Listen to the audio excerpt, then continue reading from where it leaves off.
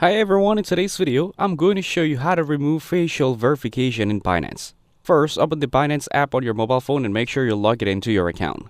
Once you are on the home screen, tap on your profile icon from the top left corner. Now tap on Security to open all security-related options for your account. Next, carefully look for any option related to face login, face recognition, or facial verification. If you see face login option, tap on it. Now, toggle the option off to disable facial login. After that, Binance will ask you to confirm these changes for security reasons. Then enter the required verification codes, such as the SMS code, email code, or Google Authenticator code, and confirm the action so the setting is saved properly. Now, understand one important thing here. Turning off face login only affects login convenience. It does not remove Binance's KYC facial verification, which is mandatory for identity confirmation, withdrawals, or certain security checks.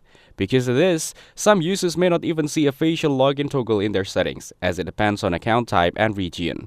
After that, if Binance still forces facial verification during login, withdrawals, or other actions, you can try switching to another verification method.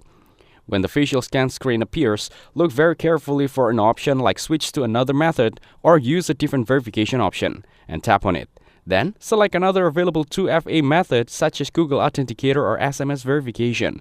Enter the required codes and complete the process. This helps you continue without using face verification for the specific action. Now, make sure your alternative security methods are fully set up and working. Check that your phone number, email, and Google Authenticator are active and accessible. This reduces the chances of Binance asking for face verification again. If this video helped you, make sure to like the video and subscribe to the channel. Thanks for watching, and I'll see you in the next video.